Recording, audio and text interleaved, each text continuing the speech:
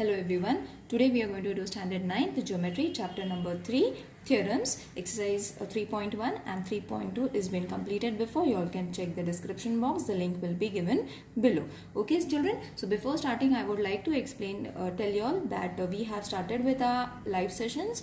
9th standard live session is going to be on Sunday 12 to 1. So try to join in for your queries to be solved. Okay, whatever your queries are, you all can ask me live. So try to join in if there is any queries. So let's start with the theorems. So children, isosceles triangle theorem has been completed before. The link has been given in the description box. Now today we are going to do converse of isosceles triangle theorem. Okay, so the main theorem has been completed. Today we are going to do its converse. So according to the theorem, what does the theorem state? If two angles of a triangle are congruent, then the sides opposite to them are congruent. Okay children, this is the statement of the theorem. So according to this, we have to draw a diagram. The camera is getting blur. Just a minute, I'll just adjust it. Okay. So in this statement, what does they have said? That the two angles of a triangle are congruent if the two angles means, suppose we draw a triangle. You have to draw this triangle, children. Children, during the live session, if you all haven't understood anything, you all can write the practice set number and the question number. Okay, so that I will be able to understand that such and such questions are not being understood by the kids. Okay, so in this, according to the statement, if two angles of a triangle are congruent, means these two angles are congruent. If these two angles are congruent, then the side opposite to them, are congruent. Okay, so let's start with the given. We don't have to make much changes in the theorem because we have to write it as they are. Okay, so in triangle PQR, angle PQR is congruent to angle PRQ, right? This is what they have stated in this statement. So whatever they have said, we have to write it first. Okay, so this was a given. Then what we have to prove? This second line we have to prove, right? So this is to be converted into alphabets. So how are you going to write? We have to prove that side PQ is also congruent to side PR. Got it? This is P, Q and R. M is the midpoint. Okay, so what we have to prove? PR is also congruent to PQ is also congruent to PR when the angles are congruent as they have stated. Got it? So from theorem, what you have to do? Draw the figure, given and to prove. For this you are going to get 1 mark. Okay, for writing only these three things. Now construction, children, construction is also included in that 1 mark. If there is a necessary construction, you all have to write it. So what construction I have done? I have drawn this line so that we will get two different triangles. So draw the bisector of angle QPR intersecting side QR. Okay, such that QMR, M is in between. Got it? So this is a construction. For all these 4 things you are going to get 1 mark. Okay, so starting with the proof. Proof means this is the main thing that we have to write. Okay, so according to this, what does that means? We have given to prove construction, and after this we have to prove. So starting with the proof, in triangle PQM. As I said, we have drawn two triangles now by drawing this PM line. Okay, so this is one triangle and this is one other triangle. Got it? So these two triangles, angle PQM is congruent to angle PRM. This is given. Okay, according to the theorem, this is been given, PQM and PRM, where these angles are congruent. Q and R are the angles that are congruent. This is the first condition. Now the second condition is segment PM is congruent to segment PM. The common sides. So for proving anything in the first exercise also I had told, for proving anything we need three conditions. Now we have got the second condition, that these angles are congruent. This was the first one. The PM is the common side for both the triangles, right? So this is the second condition. Now what is the third condition? That angle QPM is congruent to angle RPM. QPM is congruent to RPM. This is what we have done from the construction, right? From the construction we have got QPM and RPM. So three conditions have been fulfilled. From this what we can say, angle PMQ is also congruent to angle PMR. Got it? This is the remaining angle that we have found. Okay, see, PMQ and PMR. So these are the 90-degree angles that we have found, that is congruent. Okay, so from this what we get, that triangle PQM is congruent to triangle. They have asked us this, where is to prove this. Okay, we had to prove this. For that what we have to prove, first the triangles are congruent or no. So we have got our triangles congruent by which test? ASA test. Okay, so angle, side, angle, right? Angle, side, angle. In this way we have proved that these two triangles are congruent. If these two triangles are congruent, then all sides, all angles are congruent. Therefore PQ is also congruent to side PR. Got it, children? In this way you all have to write the converse of isosceles triangle theorem. I hope you all have understood. There is a corollary for this. You all have to write it. See children, this theorem can come in two ways. They can either ask only this theorem or they can ask the both. Okay, so you all have to solve both the things if they have asked. So I am explaining all the two of them. If three angles of a triangle, this is the statement of the theorem, are congruent, all the three. Okay, first it was given only two angles, then its three sides are also congruent. Excuse me. Got it, children? So this is the statement. First what we have to do, draw a diagram. Okay, so draw a diagram. One student had asked me where do we have to draw the diagram. So it is not compulsory that we have to draw on the right hand side, but children, it looks proper and neat if we draw the diagram on the right hand side, because it becomes easy for us to see and write the reasons. Okay, so try and write it on the right hand side, or you can draw it over here also and center also, there is no problem, but convenient is that we should draw it in the right hand side. Okay, I hope that student has got its answer.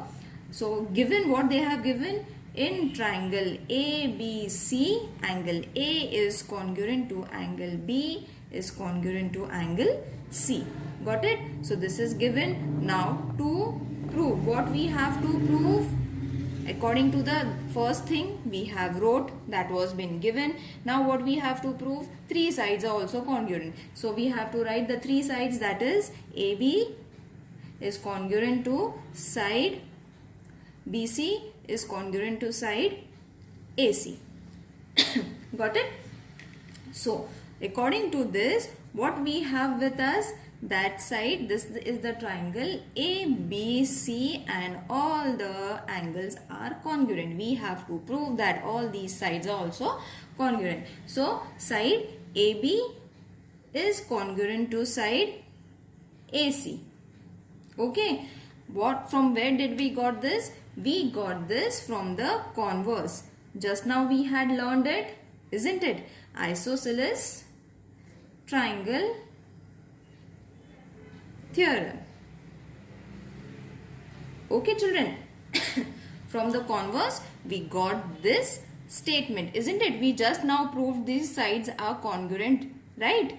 So this is the statement that we have to add it over here. Therefore, in triangle ABC, angle A is congruent to angle B. This is given, right? This is what is been given. So we have only taken A and B. So if A and B are congruent, then their sides are also going to be congruent. So what are the sides that they are sharing with? Angle A is sharing arms with B and C, and side AC for B angle. Got it? So we have to write the sides opposite to them. This is what we have learned from the converse of isosceles triangle, isn't it? So we have to write this statement. I hope children you all are understanding it. So from 1 and 2, this was the second condition, and what was the first condition? This was the first condition. So according to from first and second, we can say that side AB is congruent to side BC is congruent to side AC. Got it? This is what we had to prove, and this is the end of the theorem. Okay? I hope children you all have understood it. It's very easy. Just few concepts you all have to keep in mind, and the theorems are done for you all. Okay? So the next theorem that we are going to solve, that is 30, 60, 90 theorem. After that we have 45, 45, 90 theorem. Okay? So all the theorems are being there in the textbook. You all can follow it from there also. You all can add few steps children, but keep the basic theorem as it is. Don't make extra changes in the theorem. That is not allowed, because they are mandatory to be as they are. Okay, so let's start with the 30, 60 degree and 90 degree angle triangle theorem. Okay, now why this theorem is called 30, 60 and 90 children? Because the diagram that we are going to draw for this theorem has the angle of 30, 60 and 90. That is why it is known as 30, 60, 90 degree angle. Okay, so over here this is 90 degree, this is 60 degree and this is 30 degree. Okay, I hope the name itself shows that all the angles are having 30, not all, 30, 60 and 90. In this way this triangle has been made. So according to the theorem, I will read the theorem children. I won't write it because it takes lots of time. So you all can go through the textbook. The theorem statement has been given in the textbook. I'll directly start with the given. Okay. So according to the theorem, if the acute angle of a right angle triangle have measure of 30 degree and 60 degree, then the length of the opposite side of the side opposite to 30 angle is half of its hypotenuse. Okay, so this what they have said, we have to write it in words. As I explained you, the first sentence that they have given us, we have to write it as given, isn't it? I had explained you from the statement that the first line, the very first line is to be written as given. So according to that, in triangle ABC, angle B is equal to 90 degree, angle C is equal to 30 degree and angle A is equal to 60 degree. Children, this 30, 60, 90 theorem is also there for 10th standard, so don't try and skip it because it is very important and it will surely come, not this year, so next year it will be useful for you all. Okay, so please understand it properly. So this was been given. After given, what we have to write? To prove. Now what we have to prove? The statement was, then the length of the side opposite to this means this side of 30 angle is half the length of its hypotenuse. This is the hypotenuse. So this side is what? Half the length of the hypotenuse, means AB is equal to half of AC. Got it? From the statement only, children, from the statement itself we got given and to prove. I hope you have understood from where we are getting these things and the diagrams. So from the construction we have to construct also. So I am waiting for the construction, children, so that I'll explain you what we have to do. We have to draw a similar triangle over here. So how we have to show the construction? We have to show the construction in this dotted manner. Okay, similar triangle we have to draw and name it as D, and the same side is to be marked as in this way. Okay, now in construction what we did? Extended segment AB and marked a point D such that, we haven't marked the point, yes we have marked, such that A, B and D, B is in between and AB is equal to BD. As I said, AB is equal to BD, and what sign is denoting that? This sign is denoting that these two lines are equal. This is what we have written. Got it, children? So after this what you all have to do? Write the proof. As I said, for this 3 and the diagram you are going to get 1 mark. Okay, and 2 marks for the proof. Right? So write the proof. Let's start with the proof. Now 2 triangles are there. So name those 2 triangles, that is triangle ABC and triangle DBC. DBC, ABC. Okay, in this way you will see that these two, this is the common side.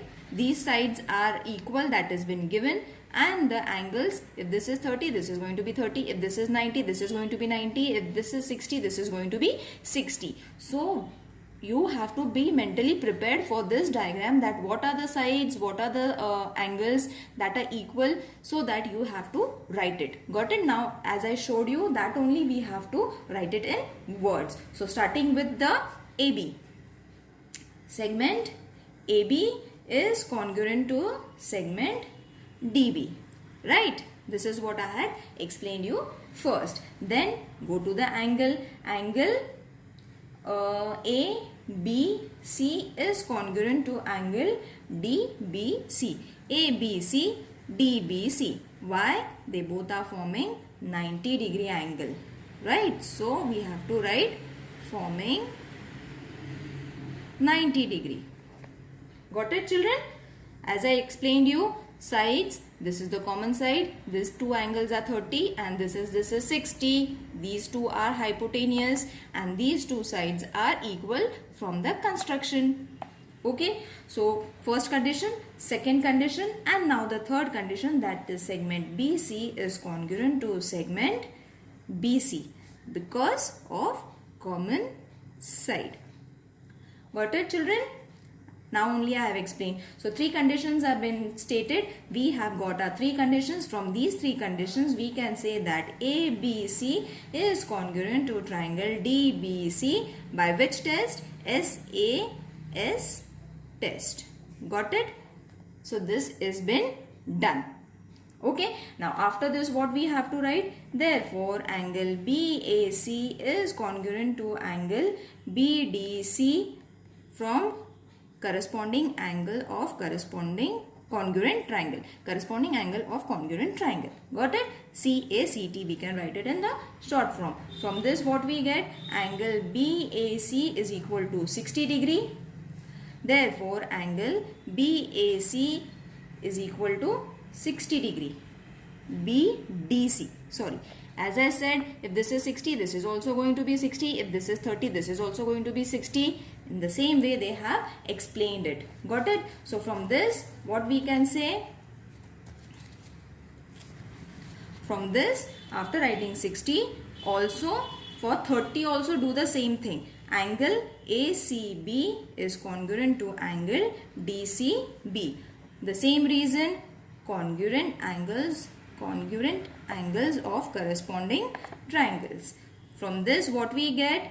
Angle ACB is equal to 30 degree, right? ACB is 30, therefore DCB is also going to be 30. Therefore angle DCB is also going to be 30. Now from this what we have to write? Angle ACD is equal to angle ACB plus angle DCB, addition angle theorem, property, not theorem, angle addition property. Okay, so from this what we got? ACB is how much? 30. DCB is how much? 30. So how much ACD is going to be? 30 plus 30, 60 degree. Isn't it? So accordingly we have to write for the other triangles also. Children, I hope you all have understood. This is very easy theorem, and this theorem is going to be asked every now and then. So over here we got 60, not DACB, sorry. Therefore angle BAC is equal to angle BDC is equal to angle ACD is equal to 60 degree. Okay. So as I said, all these three triangles angles are 60 degree. That is, angle DAC is also equal to angle ADC, also equal to angle ACD, which is 60 degree. And the reason from this reason what we are getting, that triangle ADC is an equiangular triangle. Okay, equiangular triangle. From this statement, what does this statement says? That AC is equal to AD is equal to DC. Got it, children? Now AC, what will AC and AC change to? AC can change to AB, right? AC can change to AB is equal to half of AD. Got it? This is what we needed, and from this what we get? Therefore AB is equal to half of AC. Got it, children? I hope you all have understood this theorem. There is one more theorem. There are three more theorems, children. I will explain you in the next video, because this will get too much for you all. Revise these theorems. If you all haven't understood, mention in the comment box. Wherever there is a problem, you all are facing problem, mention in the comment box so that I can solve your problems during the live session. Tomorrow I will make another video which will be for hypotenuse angle theorem, and then 45-90 theorem, median of a triangle. Okay, so I'll prepare that theorem later on for you all. Practice these two theorems because these are very important, and after this only we will be able to solve a exercise. Okay, so hope you all have understood. If you all have liked it, please mention in the comment box so that it will boost my energy to solve more sums and more equations for you all. Thank you.